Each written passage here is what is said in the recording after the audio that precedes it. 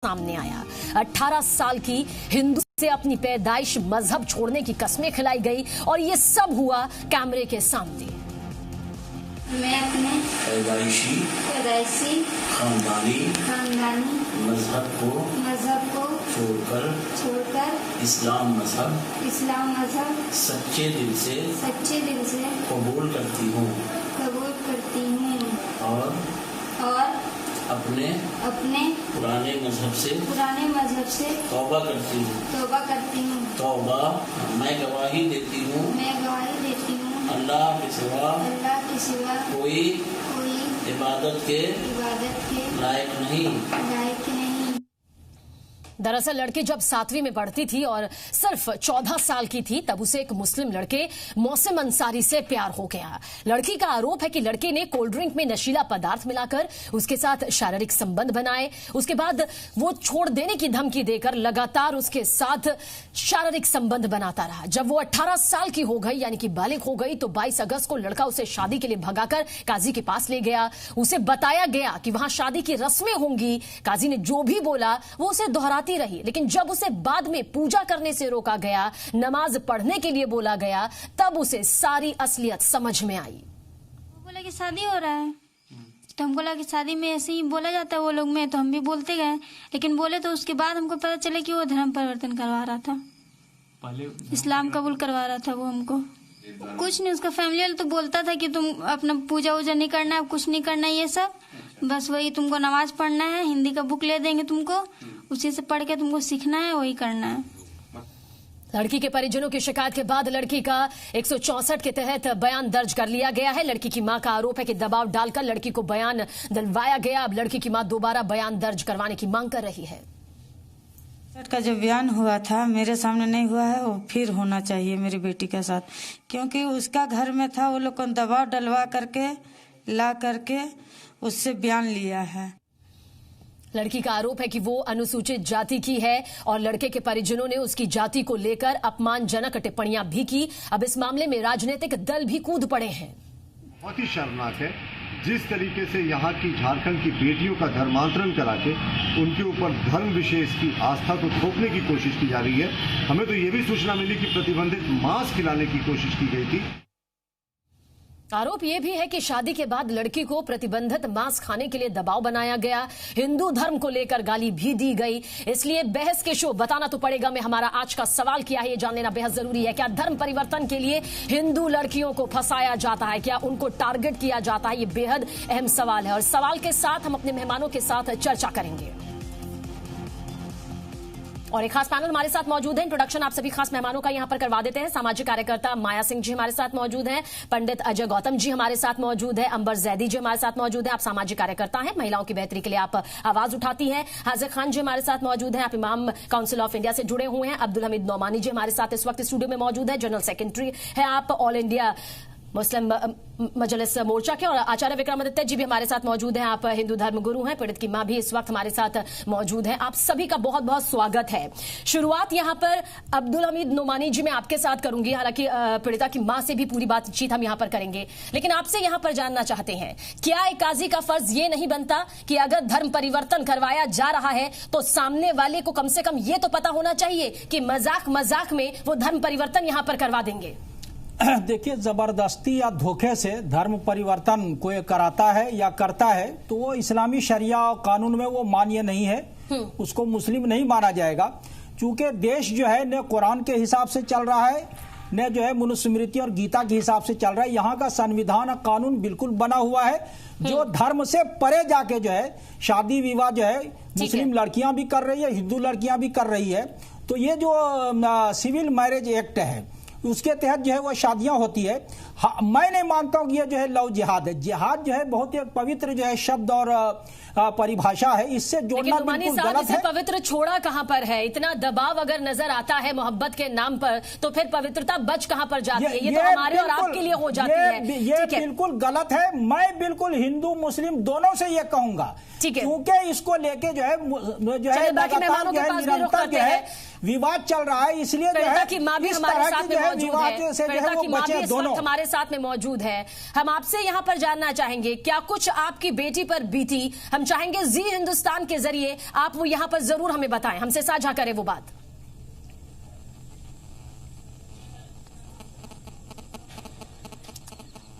Hello जी जी, आपको सुन पा रहे हैं, आप अपनी बात कहें। क्या कुछ आपकी बेटी के साथ हुआ?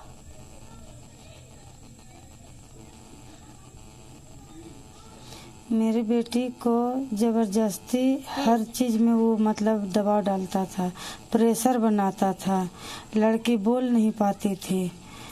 और जिस दिन जब लेके शुरू दिन गया, हम थाना में भी गए, तो वहाँ पे शिकायत जब दर्ज करवाए तो हमको ये कर दिया गया, मतलब मिला करके मतलब कंफर्मेशन जो बोला जाता है वो किया गया। हाँ, मतलब कि सलाह मंजूरी। तो हम बोले कि नहीं, कैसे सलाह मंजूरी होगा, हम नहीं चाहते हैं, हम केस करना चाहते हैं। फिर थाना वाला बोला कि नहीं, वैसा मत कीजिए, लड़की का इज्जत का सवाल है।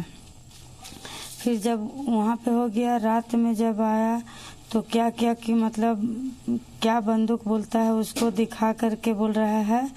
12 बजे हम लोग सोए हुए थे, तो गेट लगा के खुलवा के बोलता है कि नहीं, हम आपको लड़की को हम ही लेके जाएंगे और हम ही शादी करेंगे, कोई कुछ नहीं कर सकता है।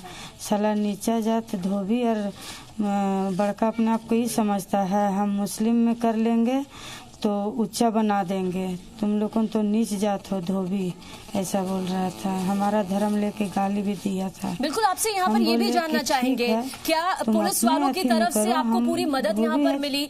क्योंकि बताया ये जा रहा है कि जिस लड़के पर यहाँ पर आरोप आपके परिवार वालों की तरफ से लगा है वो काफी दबंग भी बताया जा रहा है। क्या उनकी तरफ से धमकियां भी आपको मिल रही थी या अभी भी मिल रही हैं? हाँ, धमकियाँ मिली। आज भी सुबह फ़ोन किया था तो हम लोग को फ़ोन मतलब कि काट दिए, बात नहीं किए। पर कल दिन भी फ़ोन करके धमकी दे रहा था कि सुनिए, हमको लड़की दीजिए। हम कहले क्यों लड़की दे, मेरे पास नहीं है। बोलता है होशियारगिरी दिखाएगी ज़्यादा, हमको बात कराइए। हम कहले हम कहाँ से बात कराएं, मेरे पास है ही नहीं कोई, तो हम किससे बात कराएं। बोलता है रुको हम बताते हैं। तो आपने ये पुलिस में पूरी अपनी बात रखी है कि इस तरह से आपको लगातार धमकियां मिल रही हैं, पुलिस वाले क्या कुछ कह रहे हैं? पुलिस के पास जाने से भी क्या फायदा है, जब वो समझ भी नहीं करेंगे, सुन भी नहीं करेंगे, तो हम क्या करेंगे जा। तो हमें प्रेस रिपोर्टर वाले भैया लोग हमको साथ दिए, तो हम सोचे कि इस तरह से हमको कुछ न्याय मिले।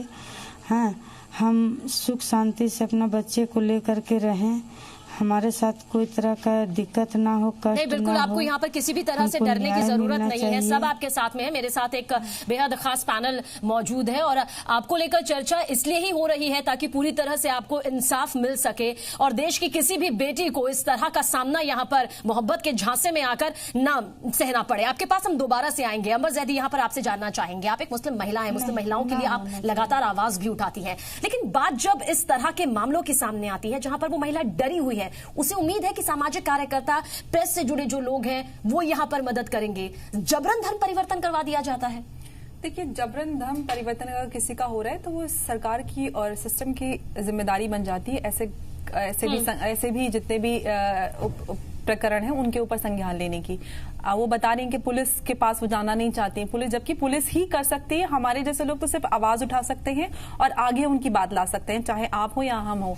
लेकिन पुलिस की तो जिम्मेदारी है, पुलिस ही एक ऐसा मात्र सहारा है जिसके जरिए उनको इंसाफ मिल सकता है, वरना वो कौन सा जरिया है जिसके थ्रू उनको इंसाफ मिलेगा। बिल्कुल, हम कानून का सहारा यहाँ पर आपको लेना ही होगा। हम सब आपके साथ हैं, हम सब आपकी आवाज बनकर यहाँ पर आपका साथ लगातार देंगे, लेकिन कानून को अपना काम करना होगा, तभी आरोपी दोषी साबित होगा और सजा इस पूरे मामले को लेकर मिलेगी। पंडित अजय गौतम जी, आपसे भी यहाँ पर जल्द रिएक्शन इसी को लेकर चाहेंगे। ये समाज की एक बदनुमा तस्वीर सामने आती है जहां पर प्यार, जिसे खुदा की इबादत के तौर पर देखा जाता है, उसी के नाम पर धर्म परिवर्तन कर दिया जाता है और मालूम तक नहीं चल पाता। देखिए, आप ही के एक सहयोगी चैनल ने आज से कुछ मतलब 6 से 7 महीने पहले एक स्टिंग ऑपरेशन दिखाया था मेरठ और गाजियाबाद के कॉलेजों के बाहर, किस तरीके से जो मुस्लिम लड़के थे वो हाथ में कलावा बांधते थे, फेक आईडी बना लेते थे, टीका लगाते थे और गर्ल्स हॉस्टल्स के बाहर या गर्ल्स कॉलेजेस के बाहर किस तरह हिंदू नाम रख के लड़कियों को ट्रैप कर लेते थे और जब उनके साथ प्रॉक्सिमिटी हो जाती थी उसकी फोटो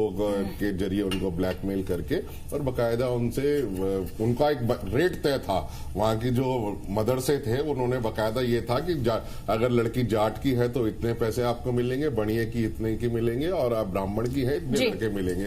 तो ये एक ऑलरेडी वेल प्लान कॉन्स्पिरेसी ये चल रही है हिंदू धर्म के खिलाफ और जिसमें प्यार जैसे एक बहुत मैं कहता हूं पवित्र शब्द को सिर्फ इसलिए इस्तेमाल किया जा रहा है और इसमें कहीं ना कहीं बाहरी ताकतों का हाथ है। माया सिंह जी, आप मानते क्योंकि आप एक सामाजिक कार्यकर्ता हैं, इससे जल्द आपसे भी यहाँ पर जानना चाहेंगे, भारी ताकतों से कैसे जोड़कर देखना जाना चाहिए या फिर उन लोगों से जोड़कर देखना जाना चाहिए जिन्हें लगता है कि धर्म के नाम पर परिवर्तन करवाकर वो कोई झंडे गाड़ लेंगे, लेकिन कानून है और कानून को यहाँ पर अपना काम बखूबी करना होगा। अब देखिए, यहाँ पे 2 तरह के किस्से और 2 तरह की बातें सामने आई। एक तो गौतम जी ने कहा, ये एक तरह का लफ्ज़-ए-जिहाद है जो वाकई में आया कि आपको हिंदू धर्म की विशेष धर्म द्वारा लड़कियों को इस तरह से फंसाया जाना या पटाया जाना या उनको संबंधों में लाना और उसके एवज में उनको पैसा मिलना, क्योंकि वहां बेरोजगारी उस धर्म में उन बच्चों के पास ज्यादा होती है। एक तो ये मसला हो गया, ये लफ्ज़-ए-जिहाद है, क्योंकि इस तरह से करके। दूसरे, जो इस प्रकरण में हम बात कर रहे हैं रांची मामले में, अगर जो बच्ची 4 साल से एक संबंध में है जिसको माना गया 4 साल से, तो 4 साल से जब उस पर कोई दबाव नहीं था तो इसको तो मैं नहीं मानती कि लफ्ज़-ए-जिहाद वाला मामला है। रही बच्ची, आज सबसे बड़ा मुख्य गवाह इस केस की बच्ची है, वो 18 साल की हो गई है, बालिग है।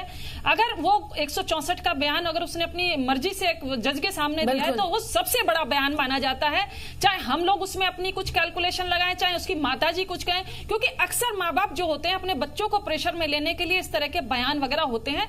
तो मैं सबसे इंपॉर्टेंट पार्ट इसका मानती हूं जो 164 का बयान उस बच्ची का हुआ है वो बहुत महत्वपूर्ण है। उसमें बच्ची ने कहा ये देखा जाना चाहिए। आचार्य विक्रमादित्य जी भी हमारे साथ में मौजूद है। विक्रमादित्य जी, आपसे यहाँ पर जानना चाहेंगे, हालांकि जो तस्वीरें लगातार हम यहाँ पर दिखा रहे हैं वो बताती है कि लड़की कितने शांत तरीके से बैठी हुई है, बीच बीच में थोड़ा मुस्कुराती भी है क्योंकि उसे लग रहा है कि ये सब कुछ रिवाजों के तहत हो रहा है, वो पूरे दिल से अपना रही है, लेकिन उसे इस बात की भनक भी नहीं है कि यहाँ तो धर्म परिवर्तन की पूरी प्रक्रिया चल रही है। उसने हाथों में चूड़ियां पहन रखी हैं जैसा कि हिंदू रीति रिवाजों के हिसाब से पहना जाता है, सिर पर पूरी तरह से ओढ़नी ओढ़ रखी है। लग उसे रहा है कि भाई मेरा धर्म परिवर्तन नहीं हो रहा है। इतना बड़ा धोखा उसके साथ यहाँ पर हुआ है।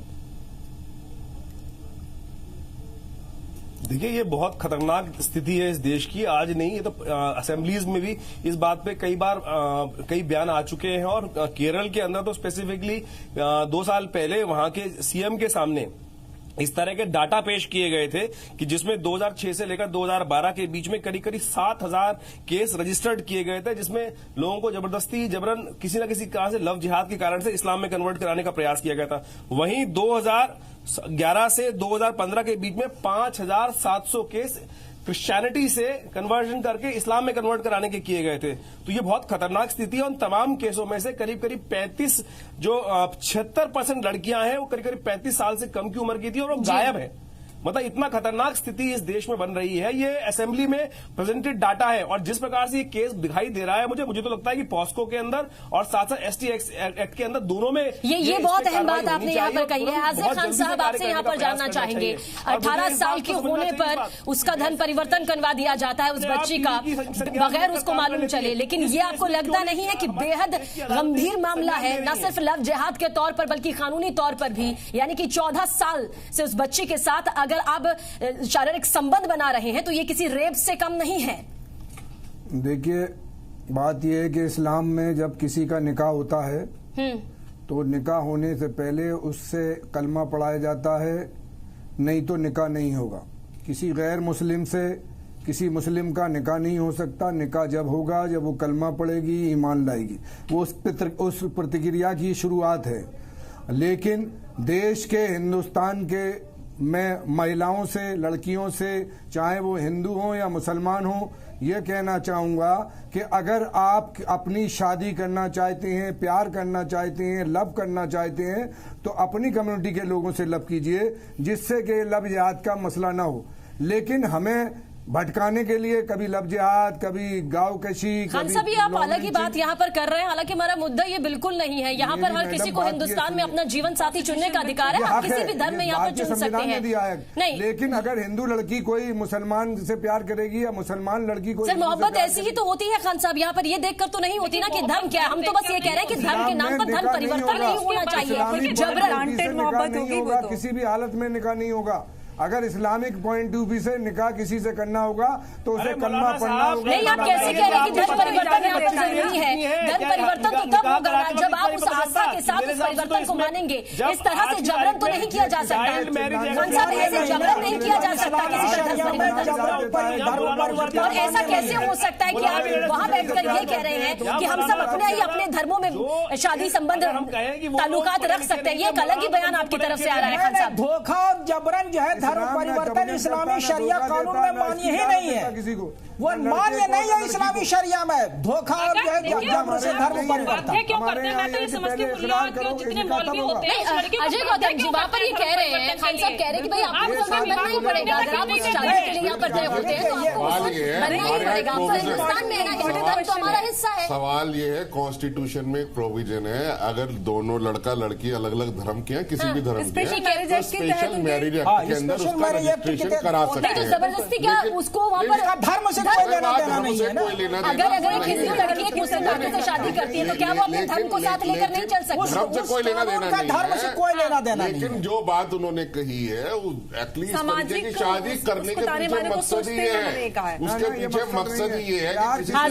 हाजिर खान जी, ये आप कैसे कह सकते हैं कि मुसलमान बनना ही पड़ेगा? ये किस बिना पर कह सकते हैं आप?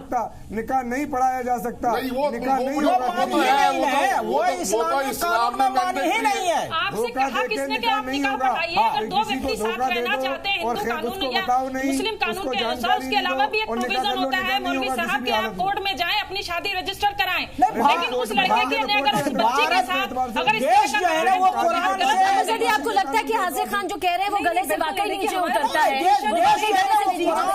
बयान यहाँ बैठकर यहाँ पर देते हैं कि मुसलमान होगा, आपको कन्वर्ट होना ही पड़ेगा। ये सब ऐसा होता आया है, इंटर रिलीजन मैरिजेस होती आई हैं और किसी में धर्म से कोई लेना देना नहीं है, कोई भी लेना देना आप धर्म से जोड़कर देख रहे हैं हाजिर खान साहब, आप तो धर्म से जोड़कर देख रहे हैं। ये धर्म किस बना पर कह रहे हैं ना? आप जोड़ के धर्म कानूनी तौर पर सुनते हाजिर खान साहब को भी सुनते जी, बोलिए। ना मेरी हिम्मत है इस्लाम में कोई बात अपने पास से जोड़ूं, मेरे ना किसी मुफ्ती की हिम्मत है ना किसी आलिम की हिम्मत है। बात यह है कि जो निकाह पढ़ाया जा रहा है उसका एक कानून है, उसके एतबार से उसको पढ़ाया जाएगा, और जो कोर्ट का कानून है वो कोर्ट के एतबार से उसको पढ़ाया जाएगा। अच्छा, जो तस्वीर यहाँ से रांची से सामने आई उससे लेकर आप लेकिन क्या कहेंगे हाजिर खान साहब? आप क्या कहेंगे जो तस्वीर रांची से सबूत के तौर पर सामने आई है, क्या वो लव जिहाद का जीता जागता सबूत नहीं है? धोखा और जबरन जो है धर्म परिवर्तन मानिए ना इस्लामी कानून में। जिहाद की कहानी में आपको बताऊं, यहाँ नहीं रुकती। कितनी लड़कियां हैं जो ISIS के जिन्होंने ज्वाइन कर लिया, केरल से लड़कियां गायब हुई, जिसमें NIA ने सुप्रीम कोर्ट में रिपोर्ट दाखिल करी बकायदा, जहां देश की सबसे बड़ी जांच एजेंसी ने कहा कि इतनी लड़कियों का पे हमें डाउट है, इनका ब्रेन वॉश करके इनको जबरदस्ती इस्लाम कबूल करवाया गया है। इतनी लड़कियां जिसमें से गायब है, सुप्रीम कोर्ट की निगरानी के अंदर ये मामला चल रहा है। ये लव जिहाद नहीं है, ये अब समझिए लव जिहाद से ऊपर राष्ट्रीय सुरक्षा से मामला जुड़ा हुआ है।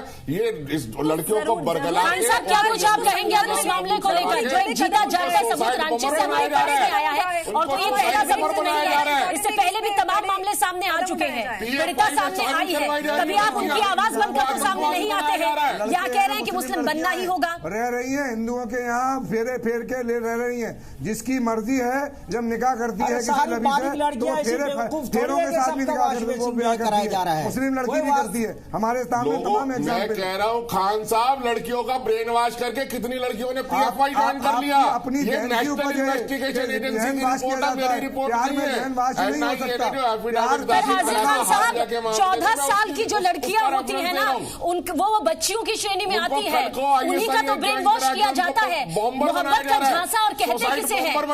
नौबत के नाम पर झांसा देना, उनके साथ शारीरिक संबंध बनाना, और कहते किसे हैं? क्यों ऐसे मर्दों के खिलाफ आप खड़े नहीं होते जो लड़कियों को बरगलाकर उनके साथ शारीरिक संबंध बनाते हैं, जो धर्म परिवर्तन के नाम पर उनका वीडियो बनाकर, क्यों आप खड़े नहीं होते उनके खिलाफ? वहां बैठकर खान साहब आप बड़े प्यार से ये कह तो रहे हैं कि मुसलमान बनना होगा, नियम कायदे कानून समझा रहे हैं। कार्रवाई करना चाहिए। ये जो है आपराधिक कार्य है, इसका शरीयत धर्म से कोई लेना देना। विक्रमादित्य जी बना हुआ है, हम धर्म गुरुओं को, हम मौलवियों को, इमाम को देखते तो हैं कि लव जिहाद को लेकर सीधा हाथ खड़े कर देते हैं कि ये लव जिहाद की श्रेणी में नहीं है, लेकिन कोई ऐसे मर्दों के खिलाफ खड़ा नहीं होता है ये कहने के लिए। अरे ये देश इस्लाम के शरीयत से नहीं चलता है, ये देश कानून से चलता है, बिल्कुल बिल्कुल आप सही कह रहे हैं। बात को समझ लेना चाहिए आप लोगों को। ठीक है, सुन लीजिए विक्रमादित्य जी को, सुन लीजिए। 2012 में पॉस्को आ चुका है। आज से 4 साल पहले ये लड़की नाबालिग थी और उसमें सीधा पॉस्को में रजिस्टर्ड होना चाहिए कि ये मौलाना जितने भी बैठे हैं इन सबको अंदर जाना चाहिए, इन सबको अंदर उठा के करना चाहिए सरकार को, इन सबको बैठा के अंदर करना चाहिए, तब जाके सुधरेंगे, नहीं तो सुधरेंगे नहीं ये लोग। इनको जब तक अंदर बंद नहीं करेंगे तब तक ये बिल्कुल सुधरेंगे नहीं। अमर ज़ैदी, बहुत लास्ट रिएक्शन, फिर उसके बाद मुझे ब्रेक लेना है यहाँ पर। ये तो सोच कभी बदलने से, ये सोच कैसे बदलेगी जहाँ पर आप हर मुद्दे को पॉलिटिसाइज नहीं किया जाता। आप महिलाओं के बच्चों की बात है, अगर उनके साथ कहीं गलत हो रहा है तो आप एक साथ आकर उसकी बुराई कीजिए, उसका खंडन कीजिए, सजा की बात कीजिए। आपको लगता है कि जब तक इस तरह से मौलवी मौलाना सामने नहीं आएंगे और ऐसे मर्दों के खिलाफ नहीं खड़े होंगे जहां पर महिलाओं को बरगलाया जाता है, तब तक ये तस्वीर बदलेगी। अपराध के तरीके से नहीं, अपराध का भी धर्म बना दे रहे हैं आप, अपराध का भी धर्म बना दे रहे हैं। मान्य नहीं है इस्लामी कानून में। खासतौर से जब ये पता ही ना हो सामने वाले को कि इसका धर्म परिवर्तन किया जा रहा है। ये धोखा जबरन जो है अपराध, जबरन धर्म होता ही नहीं है परिवर्तन। कानून में तो अपराध है, इस्लामी शरीयत में भी अपराध है। मौलवी साहब, पहले तो इस बात की मजम्मत कीजिए कि वो 14 साल की बच्ची का शारीरिक शोषण करता रहा, जिसके खिलाफ बाकायदा उसका लव जिहाद का ना सही लेकिन उस पर शोषण किया, बिल्कुल पॉक्सो एक्ट बच्ची लगता का है। शारीरिक शोषण करने के जुर्म में वो जेल का बादी होना चाहिए, ये आपको मानना पड़ेगा। चलिए खान साहब, आपकी और बात भी यहाँ पर आगे सुनेंगे, बाकी मेहमानों के पास क्या कुछ पीड़िता का और कहना है वो भी यहाँ पर जरूर बताना तो पड़ेगा के जरिए रखेंगे, क्योंकि ये